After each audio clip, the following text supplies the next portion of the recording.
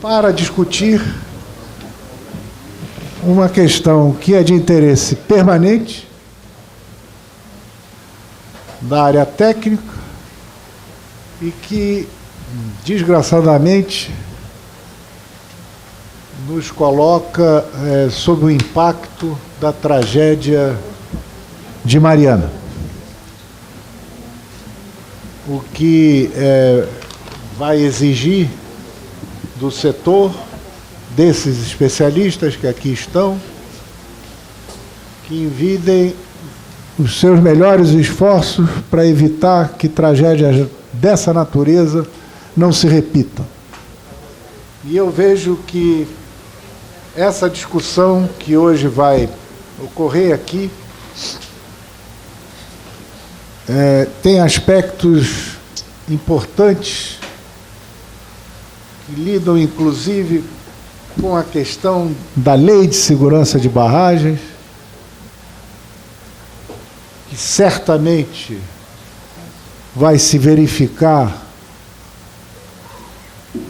por que não foi aplicada, se, pela informação que dispomos, é uma lei boa, é uma lei que contou com o respaldo do setor, das entidades representativas da geotecnia, da geologia, de tal sorte que se possa, na conclusão das discussões que aqui ocorram, possamos apresentar à sociedade a opinião da engenharia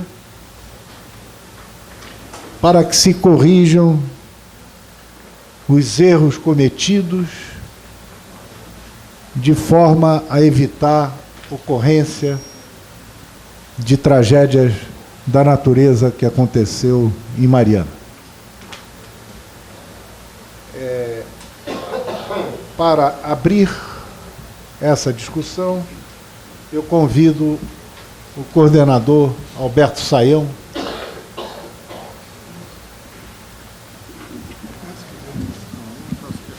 Bem, boa tarde a todos. É uma satisfação estar aqui com todos para discutir esse tema, que é um tema do momento, né? E gostaria de dizer que nós, primeiro, pedir desculpas pelo atraso. Todos sabem a dificuldade de chegar aqui no centro do Rio, mas eu acho que já temos praticamente todos. Está faltando apenas a Marilene Ramos, que tinha um compromisso hoje de manhã aqui no centro e falou que viria direto para cá. Então, nós vamos, talvez já sem demorar muito, começar a fazer a primeira apresentação pela ordem. O primeiro acho que seria o engenheiro... Não, o Miguel ficou para o final, por causa que ele tem o engenheiro Flávio Miguel também tem um compromisso aqui no centro. É outro, não é o mesmo da Marilene. E vai vir direto, deve estar a caminho já. Então, acho que nós podemos começar com a apresentação do engenheiro Carlos Henrique Medeiros, que vai falar da Lei de Segurança de Barragens, em particular com as referências da lei a respeito das barragens de rejeito. O Carlos Henrique é professor engenheiro civil pela Universidade Federal da Bahia, professor da Estadual de Feira de Santana, fez doutorado na Inglaterra, em Newcastle, e atualmente coordena a pós-graduação sobre segurança de barragens na Federal da Bahia. Então, é também diretor do CBDB, Comitê Brasileiro de Barragens, e eu já agradeço ao Carlos Henrique a disponibilidade, veio da Bahia hoje para participar desse nosso encontro. Agradeço também, vejo que temos várias pessoas de fora do Rio de Janeiro que vieram especialmente para o encontro. Agradeço a presença de todos. E, Carlos Henrique, obrigado. Pode começar. Boa tarde a todos. Gostaria de agradecer ao Clube de Engenharia, ao professor Sayão, por essa oportunidade. E realmente é uma missão tanto quanto árdua, né, fazer essa abordagem.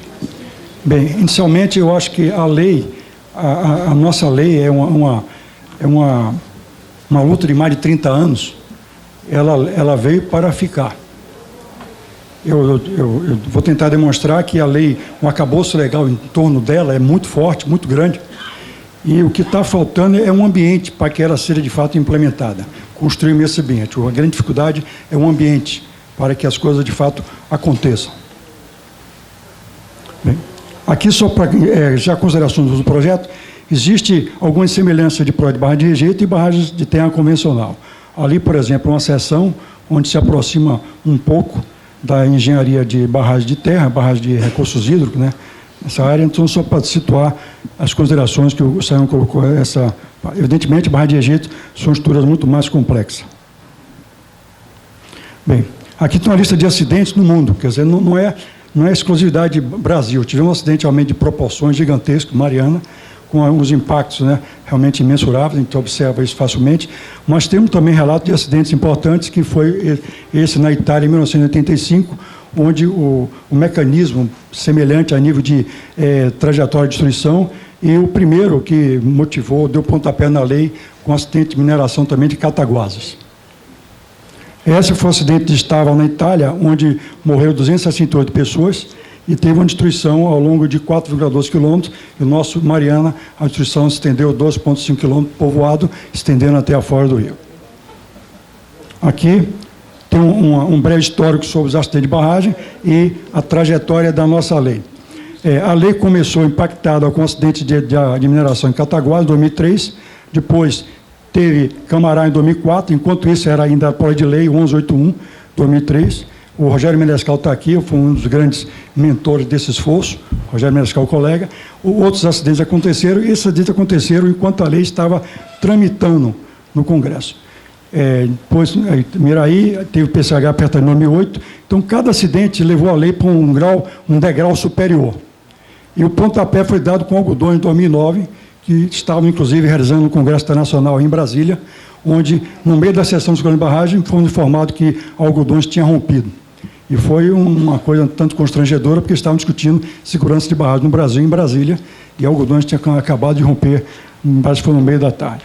Bem, aí nós temos todos os acidentes enquanto a lei estava ainda em tramitação, depois ela foi sancionada, virou lei, e passou pelo Senado com 168, 2009, e depois virou lei em 2010. Então, nós temos 5 anos de idade. A lei nossa, ela é uma criança ainda. 5 anos de idade. Bem, temos a lei e, na vigência da lei, tivemos outros acidentes importantes. Temos Herculano, 2014, ano passado, e temos agora Fundão, esse acidente de proporções. Vamos experimentar agora um grande acidente, talvez, dentro desse arcabouço legal que está vigente hoje aí. O que é que vai acontecer por conta da apuração no espectro da lei é o que nós estamos esperando que aconteça. Aqui tem Cataguases, com dano ambiental que na época foi bastante considerável. Aqui temos o de Fundão, um diagrama aí onde tem a indicação de Fundão e Santarém, e ali o povoado de Bento Gonçalves. Uma fotografia antes e depois, só para situar. Ali tem um vídeo, se tiver na oportunidade, posso, em outro momento, apresentar esse vídeo. E aqui nós temos também a Barra de Germano, Dixelinha, que está sofrendo alguns reparos. E aqui Santarém, uma vista também de Santarém, aquela fotografia, foi a oportunidade de estar lá e fazer tirar uma fotografia pessoalmente. Bem, um acidente tem vários gatilhos. Nós temos por hábito de apontar um culpado, o mordomo, o piloto. Temos que olhar o sistema. O que é o sistema? Então, nós temos linha de defesa. Quais são as linhas de defesa? É a documentação, são as pessoas envolvidas no processo, é a legislação, são os regulamentos, os procedimentos. Isso, para que as coisas dêem certo, tem que funcionar. É uma sequência de ações que tem que convergir para o certo, para que as coisas, no final, não resultem numa tragédia. E a defesa RAD, que é a instrumentação, sistema de alerta, assim por diante. Esse é o nosso arcabouço. Porque o queijo ideal é que não tem furos. mas o queijo suíço tem furos, e por conta, e até o melhor de todos é o queijo suíço, tem furo. Então, cada fatinho é uma linha de defesa. Bastou ter um furo numa linha de defesa, nós estamos caminhando para uma concatenação de fatos que podem levar a um acidente. E tem os pontos fracos aí, humano, tecnológico e assim por diante. Essa é a nossa lei, e ela se aplica imediatamente nessas condições, ou barragem com altura superior ou igual a 15 metros, ou volume superior a 3 milhões, ou reservatório de rejeito que contém produto químico, então, ou qualquer categoria de ou, ela se aplica. Então, nesse cenário, nós temos no Brasil, na área de recursos hídricos, mais de, acho que catalogada, cadastrada, mais de 6 mil, uma expectativa que tenha muito mais que isso, talvez 30, 40 mil barragens por aí, ou mais que isso. Barragem registrada de mineração, o último registro da NPN parece ter 661 algumas barragens, só em Minas tem mais de 300 barragens, e outras coisas. Quando a nossa lei foi sancionada, quando começou toda a história, nós sabíamos que havia uma série de bombas relógio. Ninguém é inocente. Nós pegamos um passivo gigantesco. A lei surgiu por conta disso, para tentar organizar o setor. E isso ela está fazendo. O que eu observo que empreendedores, diversas áreas, órgãos de fiscalização diversas áreas, estão todos empenhados para que isso aconteça. Agora, evidentemente, cada qual, na sua esfera, se bate com uma série de dificuldades.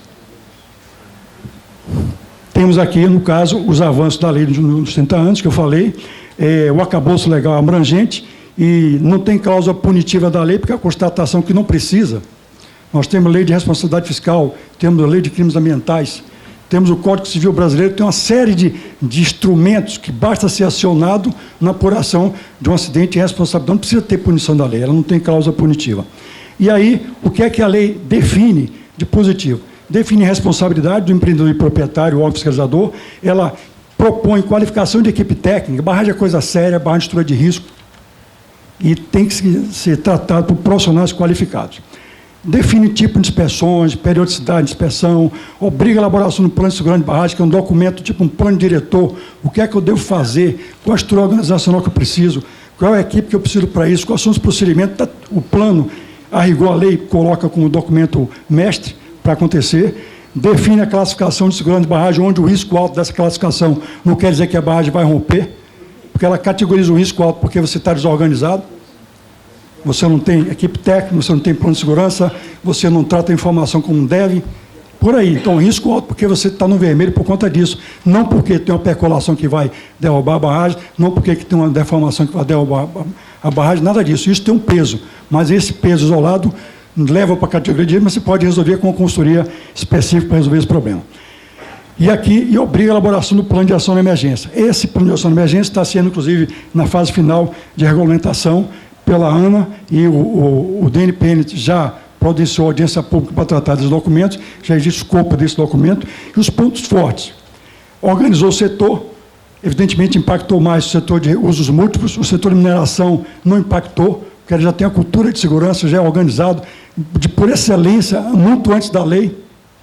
A gente conhece a CESP, eu tinha o professor de Ilha Solteira, tive contato pessoal lá do laboratório de Ilha Solteira, eu vi a organização, colega de Furnas, organização da documentação da barragem, no caminho crítico, você não tem documentação de barragem praticamente nenhuma. Você tem uma grande interrogação, e aí? Como é que eu vou analisar uma barragem que eu não sei como é que está dentro dela? Um médico não vai abrir você se não tiver pedir uma ressonância magnética ou um raio-x, alguma coisa. Você não tem como chegar através dela. E positivo que ela está mobilizando esforços para a formação de técnicos e por diante, todas as áreas. Bem, o que é que não combina com tudo isso? Burocracia, deixar para depois. Um aviso de segurança de barragem do setor tem que ser tratado com carinho, prioridade. Vai para a alta direção, vai para o CEO, direto. Não fica no meio do caminho. Tem que ir direto para o porque um assunto é segurança de barragem. Falta de recurso, reclamação unânime. O DENOX tem mais de 300 barragens. A Codevasf mais de 300 barragens, e lá se vai. Esse é o passivo que nós temos. E o DENOX desorganizado, que às vezes tentaram acabar o DENOX várias vezes, ainda insistem em acabar o DENOX, parece que agora vão conseguir acabar com o DENOX. Quem vai herdar esse passivo? Divisões internas. Quer dizer, o setor de segurança, na verdade, uma auditoria interna. Quando ela entra no setor para poder organizar, ela vai ter problema de diálogo com o setor de projeto, que vai defender o que ele fez. vai ter dificuldade de comunicação, de ter informações de setor de operação e manutenção, isso tem que ser construído. Isso é gradual, isso não é fácil. Isso é a cultura, isso tem que ser vencido por esse setor. Em decisão, em definição, em qualificação, isso é o nosso ambiente. Esse é o nosso ambiente. Eu diria que 80% dos casos, esse é o nosso ambiente. A lei não é a vilão. O vilão é um ambiente. Por conta da lei, nós temos essa organização. A ANA, que é, por lei, o órgão designado coordenador da implementação da lei, entendeu? E a ANA, ela construiu, ela se relaciona com a ANEEL, DNP, em todos os órgãos, inclusive o IBAMA, e por conta disso, ela diretamente com os múltiplos rios federais, e esse arcabouço foi construído por conta da lei. Fantástico. Nada tinha. E aqui o seguinte, segurança de barragem por lei não é só integridade estrutural, segurança de barragem ambiental, a finalidade da barragem, a lei, a nossa lei, ela é moderna, quer dizer, diferencia das outras, porque ela sai da engenharia. É a segurança global do empreendimento. E aqui, só que essa estrutura tem que estar ligado com o CEO, para poder as coisas acontecerem. Porque se o setor de projeto está travando, que o presidente diga, entregue a documentação para ele, que as coisas acontecem. Tem que ser... Aqui nós temos a lei, tem responsabilidade fiscal, ambiental, Código Civil, são os de apoio da lei, foram outras leis complementares, de recursos hídricos, esse é o arcabouço legal, e aqui tem o esforço de cada entidade para cumprir a lei. Várias portarias regulamentando plano de segurança, inspeções, plano de ação de emergência, todos os órgãos trabalhando nesse sentido, e essa documentação já está disponível para os empreendedores. Pontos críticos, regulamentar a sessão de segurança, tem que ser em todas as fases. Você não pode chamar a segurança quando as coisas estão acontecendo. A segurança tem que ser chamada na concepção, entendeu? Na fase embrionária. Chama alguém que entende alguma coisa de segurança. O que é uma falha pode derrubar uma barragem, uma combinação errada de uma transição pode derrubar uma barragem. O que é que pode... Essas coisas é um embrião, é a origem das coisas. A lei obriga que isso aconteça em todas as fases. E fomentar a cultura de segurança e a gestão de risco. A gestão de risco foi um avanço da lei, porque ao falar em gestão de risco, ela está admitindo que o risco existe. Risco zero não existe, segurança absoluta também não existe. Aqui nós temos pontos. A segurança ser em todas as fases, já falei, e a população, outro caminho crítico, o diálogo com a população. Se você constrói isso, plano de ação de emergência, você pode atenuar muita destruição, vamos dizer assim. O plano de segurança é o documento, onde ele tem os dados técnicos da barragem, o manual, isso é o plano de segurança, o manual de procedimento, regra operacional, o plano, os relatórios, isso é a lei que determina. A população, dando aqui o PSB novamente, os relatórios de segurança, onde a ANA faz a sua estatística de Brasil, e aqui várias resoluções, inclusive essa que determina a categoria de risco, definir o dano potencial associado, e aqui as características técnicas do risco, repare aqui, ó, isso aqui é engenharia, mas aqui já não é engenharia. Se tem documentação, se não tem estrutura, se não tem, se analisa ou não o resultado. E aqui a lei classifica o dano, a lei classifica por volume também, e avançando aqui é a categoria de risco para a mineração, onde nós temos aqui alguns elementos de engenharia, onde analisa, para colação, e tem aqui outros elementos que não são de engenharia, que levam à classificação do risco. Tá? Vou acabar. Novamente, estrutura organizacional, avançando, plano de segurança, manter o serviço especializado no seu organismo, entendeu? Está se flexibilizando, sempre manter consultoria terceirizada para isso. E aqui a lei também diz, se você não toma nenhuma providência, por lei, o órgão fiscalizador pode adotar a providência e mandar a conta. Está na lei.